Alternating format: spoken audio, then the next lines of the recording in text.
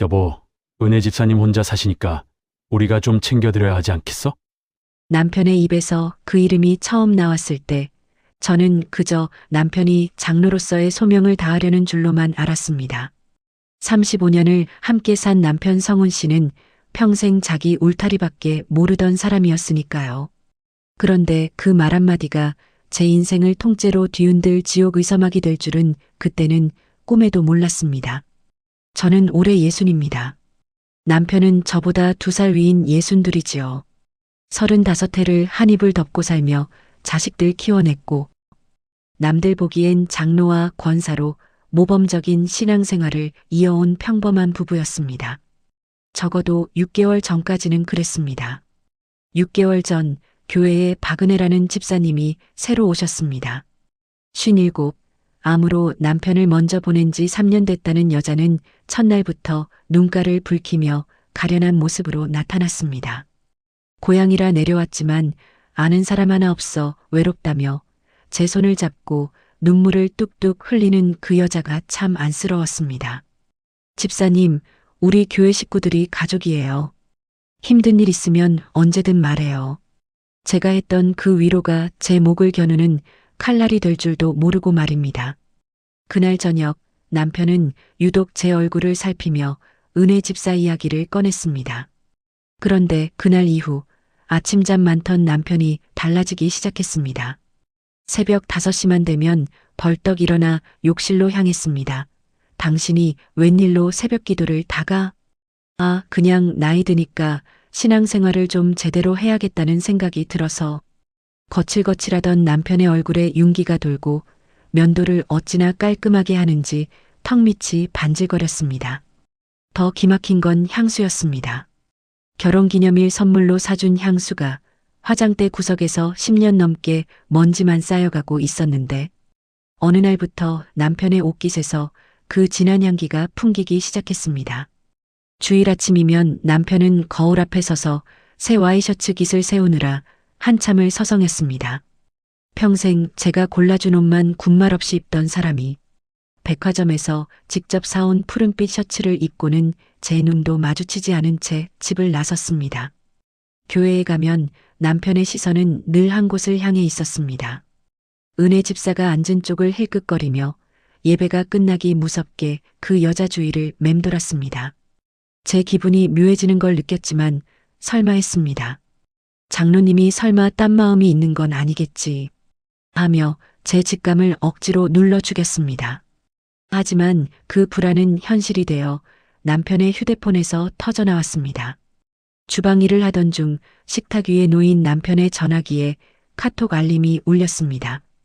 화면에 뜬 이름은 은혜 집사님이었습니다. 장로님, 오늘도 장로님 기도에 은혜 받았습니다. 저한테는 정말 큰 기둥 같은 분이세요. 늘 고맙습니다.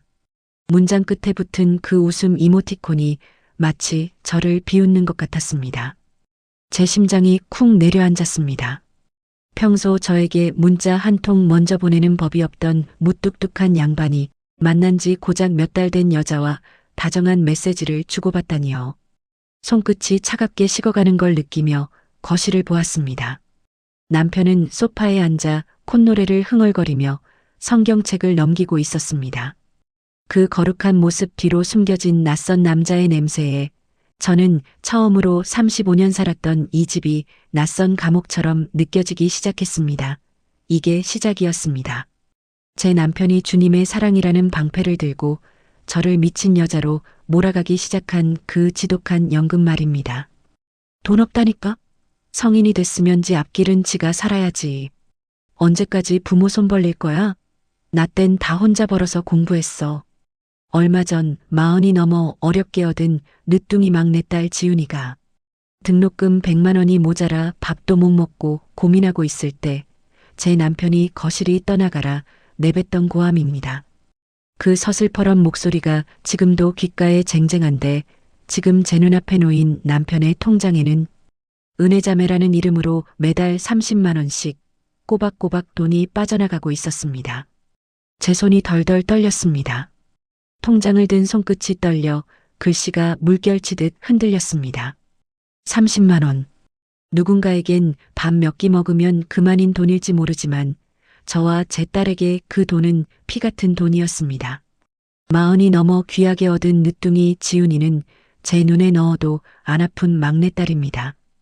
그런 금쪽 같은 자식이 가겠다는 미대를 지 아빠는 그렇게나 모질게 반대했습니다.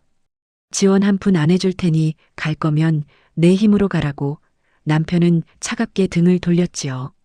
그 어린 것이 자기 꿈을 위해 밤샘 작업도 모자라 새벽까지 편의점 알바를 뛰었습니다. 재료비 한 푼이라도 아껴보겠다고 삼각김밥 하나로 하루 끼니를 때우며 기어이 제 손으로 등록금을 마련하겠다고 독하게 버티던 아이였습니다. 그렇게 고생 끝에 대학 합격 통지서를 받아들고 온 가족이 기뻐하던 날도 잠시 남편은 퇴직하고 연금으로 사는 처지에 늦둥이 뒷바라지가 가당키나 하냐며 형편이 버겁다는 핑계로 자식의 앞길에 재를 뿌린 겁니다. 결국 저는 남편 몰래 식당 주방 보조일까지 나가며 손목이 시큰거리도록 설거지를 해서 그 돈을 채웠습니다. 그때 남편은 미안하다는 말 한마디 없었습니다. 오히려 내가 애를 망치는 거다며 혀를 찼지요. 그런데 지금 이 통장을 보십시오. 은혜 집사가 교회에 나타나고 석 달째부터 매달 25일마다 30만 원이 빠져나갔습니다. 35년을 함께 산 아내의 고생도, 늦둥이 딸의 눈물 섞인 애원도, 경제적 형편을 이유로 단칼에 거절하던 그 장로님이 만난 지 몇 달 안 된 여자의 생활비는 주님의 사랑이라며 선뜻 내놓고 있었던 겁니다. 장로님, 오늘도 장로님 계셔서 마음이 편했어요. 감사합니다.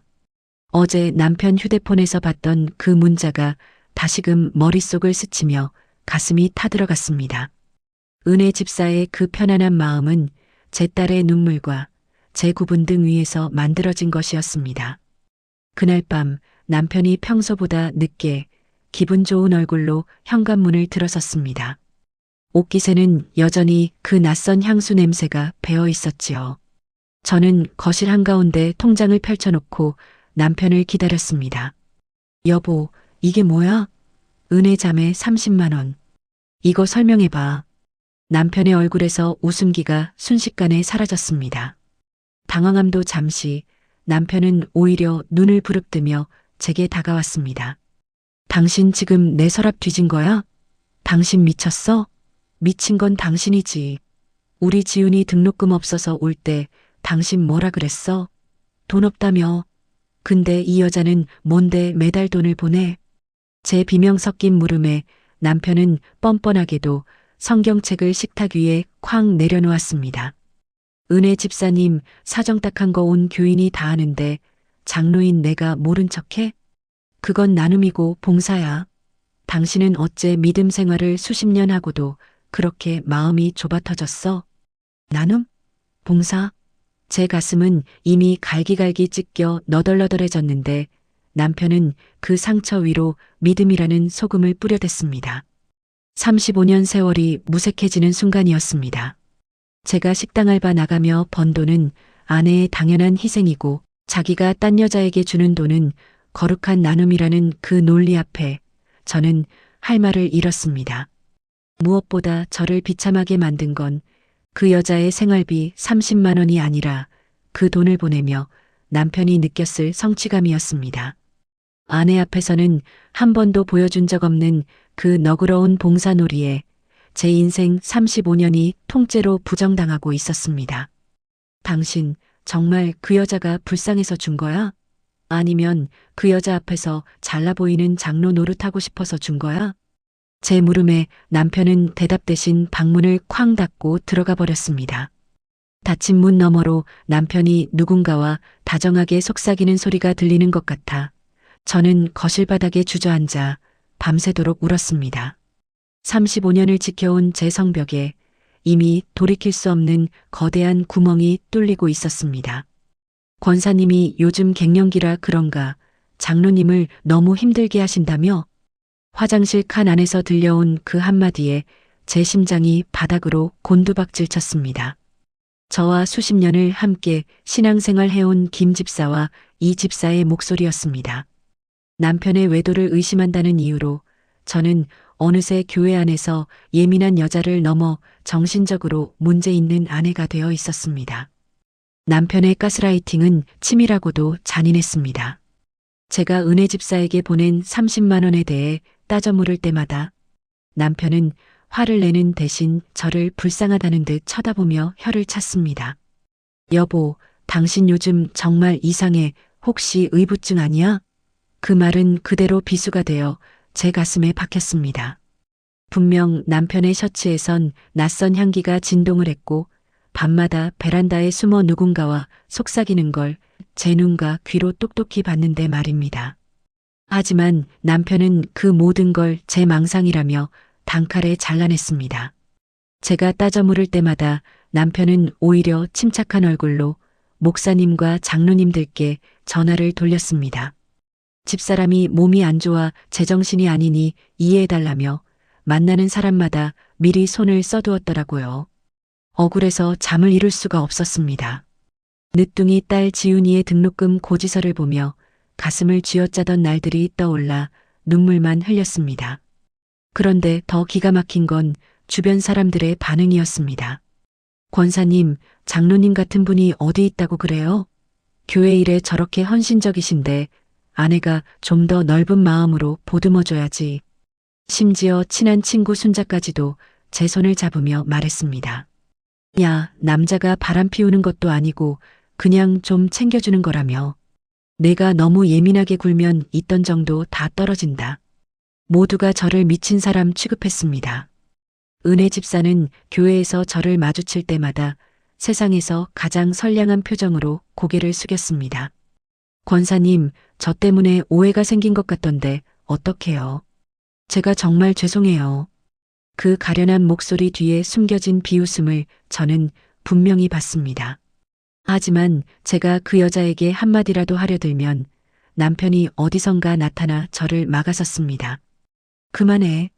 부끄럽지도 않아? 교회에서 이게 무슨 망신이야. 그 순간 저는 깨달았습니다. 저와 35년을 살며 켜켜이 쌓아온 신뢰는 고작 몇 달 전 만난 여자의 눈물 한 방울보다 가벼웠습니다.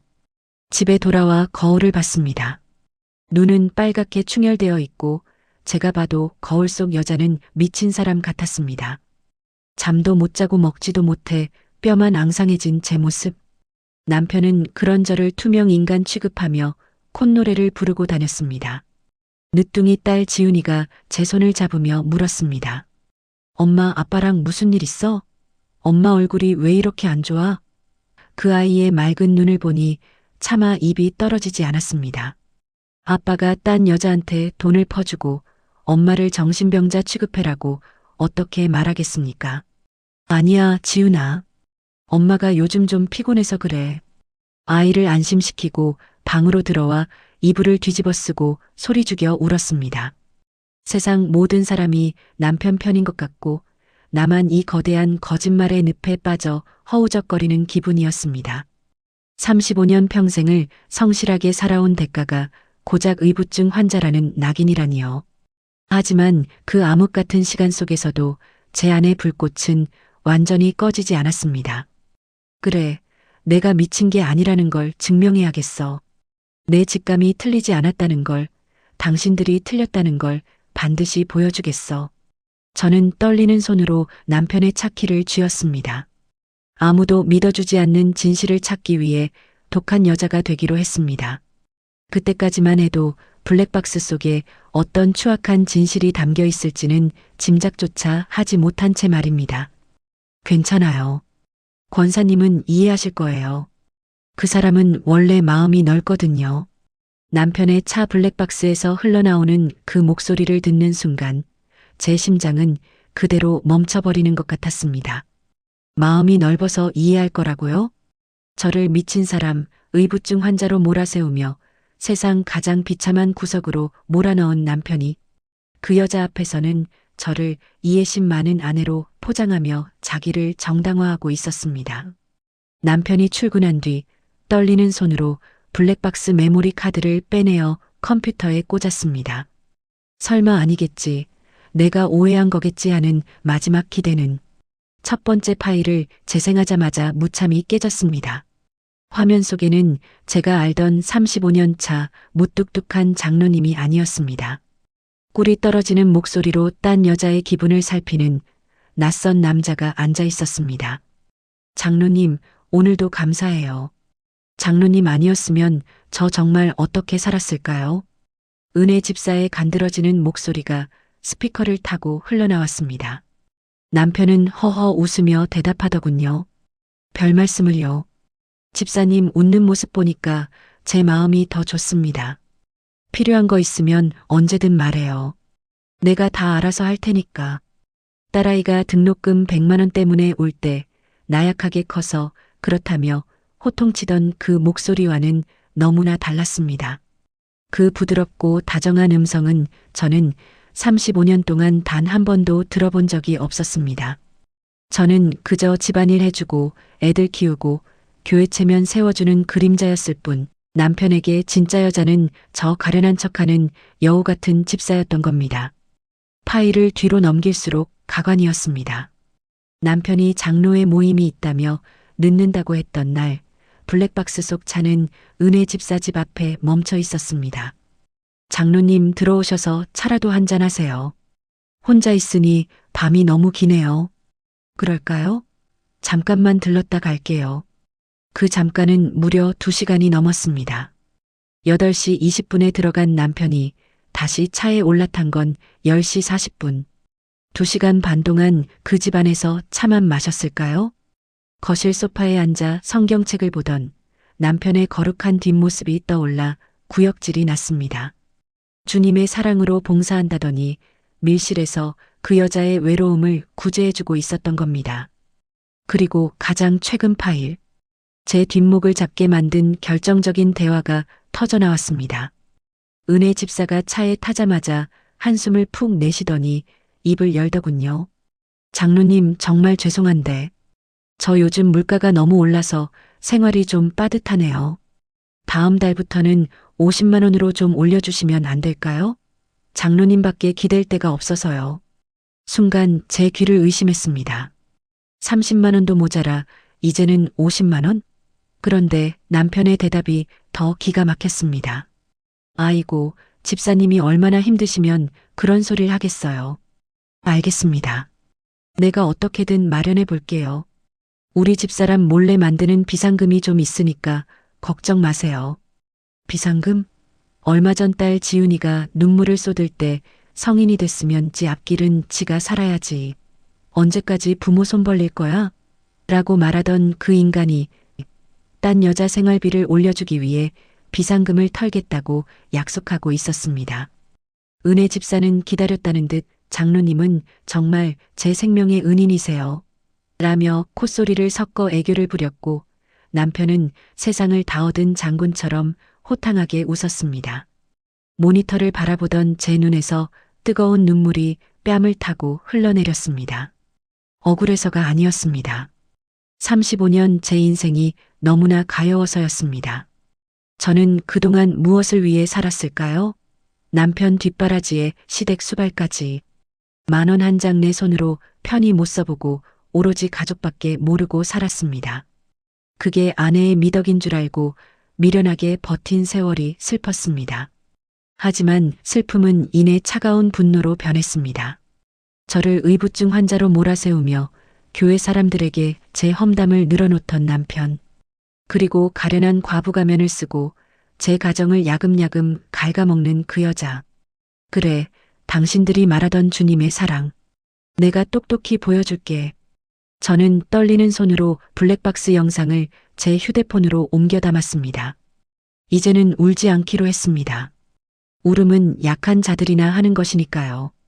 저는 이제 35년 동안 닫아두었던 제 안의 도끼를 꺼내기로 했습니다. 그 여자의 집으로 향하는 제 발걸음은 그 어느 때보다 단호하고 무거웠습니다. 권사님도 참 순진하시네요. 장로님이 알아서 주겠다는데 제가 왜 거절해요? 재미있잖아요. 방금까지 눈물을 글썽이며 제 손을 잡으려던 은혜 집사의 입에서 나온 말입니다. 소름이 돋았습니다. 57, 남편 잃고 오갈 데 없다던 그 가련한 여자는 온데간데 없고 소파에 깊숙이 몸을 묻고 다리를 꼬며 가시 돋친 눈으로 저를 비웃는 괴물이 앉아 있었습니다. 블랙박스 영상을 가슴에 품고 은혜 집사의 집을 찾아갔을 때만 해도 저는 그저 사과를 받고 싶었습니다. 하지만 그 집 현관에 들어서는 순간 깨달았습니다. 이곳은 도움이 필요한 사람의 집이 아니었습니다. 신발장엔 화려한 명품 구두가 즐비했고 거실 한 구석엔 제 남편이 사줬을지도 모를 번쩍이는 새 골프채 세트가 세워져 있었습니다. 집사님, 단도직입적으로 묻죠. 제 남편한테 매달 30만 원씩, 그리고 이제는 50만 원씩 받기로 한 거. 정말 생활비가 없어서입니까? 제 물음에 은혜 집사는 잠시 당황하는 듯 하더니 이내 차가운 미소를 지었습니다. 그리고는 연극은 끝났다는 듯 목소리 톤을 확 바꿨습니다. 간드러지던 콧소리는 사라지고 낮고 거친 본래의 목소리가 터져나왔습니다. 생활비? 권사님, 저 남편 보험금으로 2억 받았어요. 그리고 매달 이자만 200만 원 넘게 나와요. 집 앞에 차도 새로 뽑은 거 보셨죠? 차 없다고 장로님 차 타고 다니는 거, 그거 다 장로님 기분 맞춰드린 거예요. 제 다리에 힘이 풀려 주저앉을 뻔했습니다. 2억 그리고 매달 200만 원의 이자. 그런 여자가 단돈 100만 원이 없어서 식당 알바하는 제 인생을 비웃으며 제 남편의 등골을 빼먹고 있었던 겁니다. 그럼 왜 우리 남편한테 그런 짓을 하는 거예요?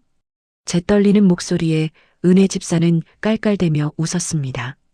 그 웃음소리가 마치 칼날이 되어 제 귀를 찔렀습니다. 말했잖아요. 재미있다고. 35년 동안 조강지처한테 대접만 받고 살던 고지식한 장로님이 내 눈물 한 방울에 벌벌 떨며 돈 갖다 바치는 거 보는 게 얼마나 짜릿한데요. 권사님, 장로님이 저 볼 때 눈빛 어땠는지 아세요? 그 눈빛 35년 살면서 한 번이라도 받아보셨어요? 그 여자는 제 가장 아픈 곳을 정확히 찔렀습니다. 당신, 정말 무서운 여자네. 무서운 건 내가 아니라 당신 남편이죠. 35년 같이 산 아내를 의부증 환자로 몰아세우면서까지 나를 지키고 싶어 했으니까. 솔직히 말해볼까요? 장로님이 그러시더라고요. 권사님하고 있으면 숨이 막힌대요. 매력도 없고 고집만 세다고. 심장이 갈기갈기 찢기는 기분이었습니다. 하지만 여기서 무너지면 그 여자가 원하는 대로 되는 것이었습니다. 저는 가방 속에서 휴대폰을 꺼내 블랙박스 영상을 재생했습니다. 은혜 집사가 50만 원으로 올려달라며 아양을 떨던 그 대목이 거실에 울려 퍼졌습니다. 은혜 집사의 얼굴이 처음으로 창백하게 질렸습니다. 비웃음으로 가득하던 입술이 파르르 떨리기 시작하더군요. 이거 당장 지워요. 지우라고요? 아니, 이건 시작일 뿐이에요.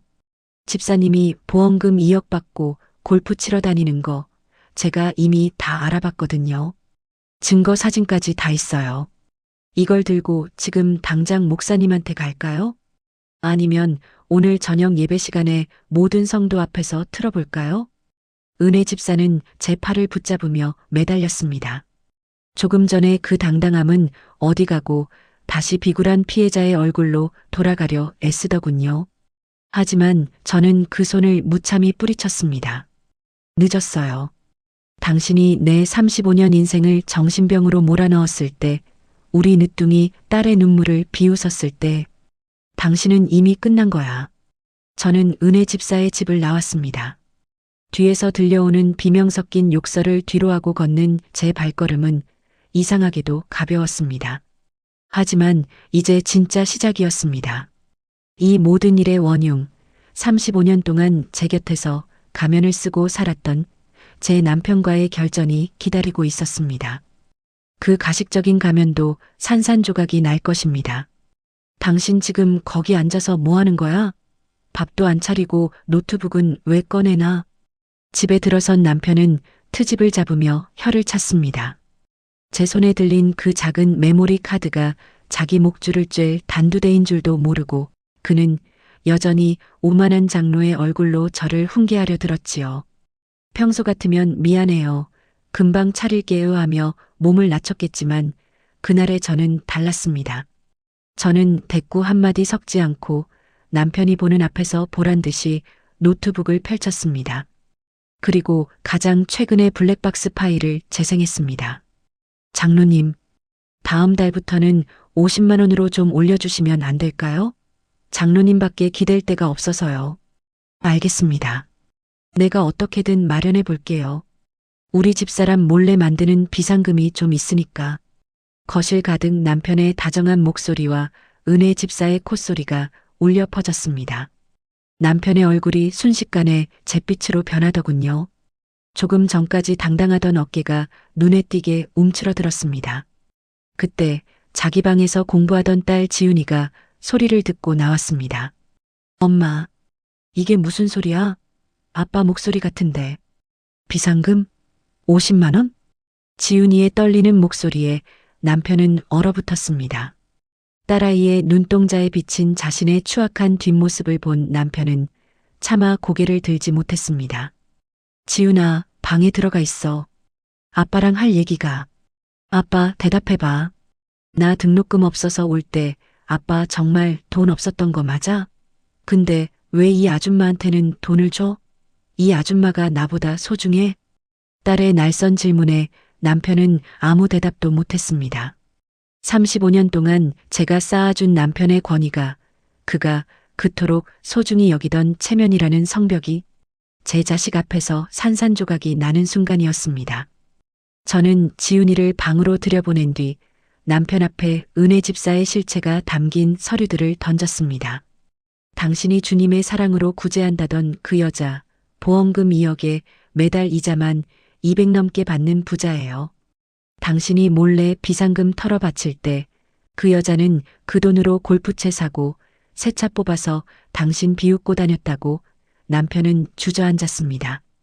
은혜 집사가 그럴 리가 하며 중얼거리는 꼴이 참 가관이더군요. 자기가 속았다는 사실보다 자기가 믿고 싶었던 영웅놀이가 사기극이었다는 것에 더 큰 충격을 받은 듯 했습니다. 여보, 내가 잘못했어. 내가 잠시 귀신이 씌었나 봐. 정말이야. 무릎을 꿇고 제 바짓가랑이를 붙잡는 남편을 보는데 속이 시원하기는커녕 헛웃음만 나왔습니다. 저를 의부증 환자로 몰아세우고 교회 사람들에게 제 험담을 늘어놓으며 고립시키던 그 당당함은 어디 갔을까요? 35년 세월을 바쳐 지켜온 남자가 이렇게까지 비겁하고 초라한 인간이었다는 사실에 저는 가슴이 저릿했습니다. 용서, 당신이 나한테 했던 가스라이팅, 우리 지훈이 눈물. 그걸 용서해달라고? 아니, 나는 용서 안 해. 저는 단호하게 말했습니다. 다음 날 저는 남편을 끌고 목사님을 찾아갔습니다. 남편은 죽기보다 싫어했지만 제가 블랙박스 영상을 교인 단체방에 올리겠다고 하자 결국 고개를 숙이고 따라 나섰습니다. 목사님 앞에서 블랙박스 영상을 틀고 은혜 집사의 실체를 낱낱이 고발했습니다. 목사님도 경악을 금치 못하시더군요. 장로님, 어떻게 이런 일이. 목사님의 그 실망 섞인 한마디가 남편에겐 그 어떤 매질보다 아팠을 겁니다. 남편은 그 자리에서 모든 직분을 내려놓겠다고 서약했습니다. 이틀 후 은혜 집사는 짐을 싸서 야반도주하듯 동네를 떠났습니다. 교회 사람들 사이에서는 이미 소문이 다 퍼졌지요. 장로님이 꽃뱀한테 당했다더라. 권사님이 맞았네. 장로님이 정말 너무하셨어. 저를 이상하게 보던 교인들이 하나둘 사과를 해왔지만 저는 그들의 얼굴조차 보고 싶지 않았습니다. 집으로 돌아오는 길 옆자리에 앉은 남편은 늙은 죄수처럼 고개를 푹 숙이고 있었습니다. 35년의 평화는 끝났습니다. 남편은 몰락했고 저는 진실을 찾았습니다. 하지만 제 가슴속에 뚫린 구멍은 여전히 찬 바람이 쌩쌩 불고 있었습니다. 이제 이 폐허가 된 집구석에서 저는 어떤 선택을 해야 할까요? 여보, 사과 깎아놨어. 좀 먹어봐. 식탁 위에 놓인 사과 접시를 멍하니 바라보았습니다. 35년 동안 사과 하나 제 손으로 깎아본 적 없던 남편이었습니다. 물 한 컵도 제 손을 거쳐야 마시던 사람이 이제는 제 눈치를 살피며 주방을 서성입니다. 장로 직분을 내려놓고 교회 출입을 끊은 지도 벌써 한 달. 남편의 세상은 이제 이 낡은 아파트 거실과 제가 차려주는 밥상으로 좁아졌습니다. 사람들은 말합니다. 그래도 장로님이 반성하고 잘한다니 다행이네. 나이 들어서 갈 데도 없는데 용서하고 살아야지 어쩌겠어. 하지만 저는 압니다. 제가 지금 남편과 한 식탁에서 밥을 먹는 건 그를 용서했기 때문이 아니라는 것을요. 그것은 35년이라는 세월의 끈질긴 관성이자 제 삶의 터전을 단번에 무너뜨릴 수 없는 서글픈 유해일 뿐입니다. 지난주에는 마트에 함께 갔습니다.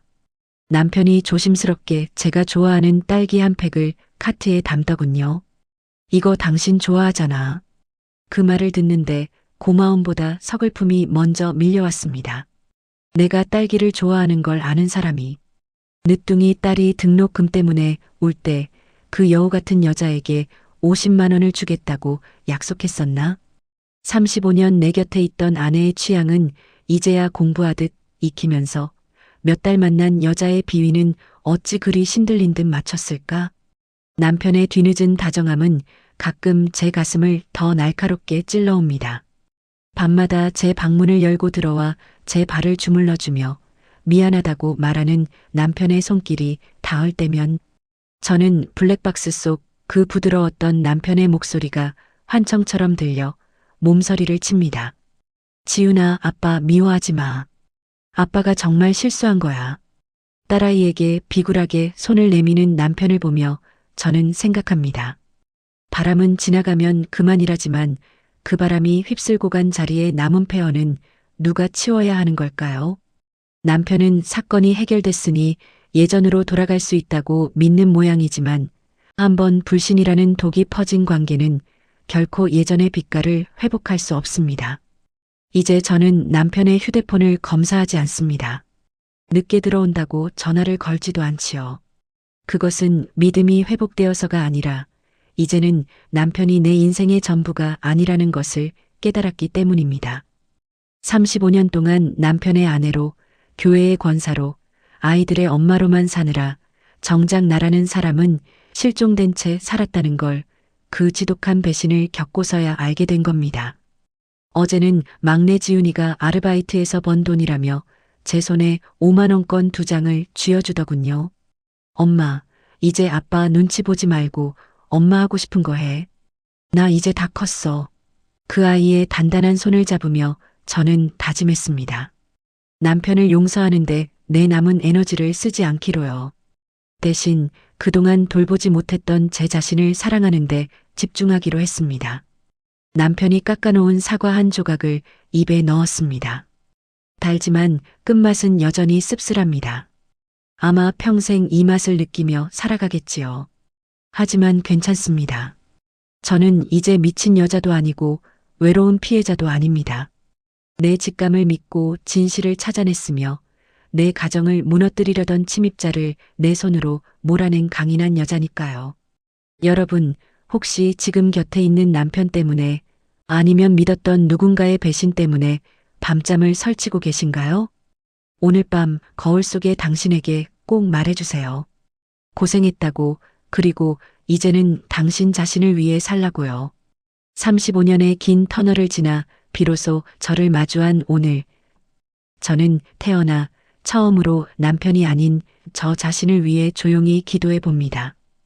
긴 이야기 끝까지 들어주셔서 정말 고맙습니다. 구독과 좋아요로 응원해 주시면 큰 힘이 됩니다.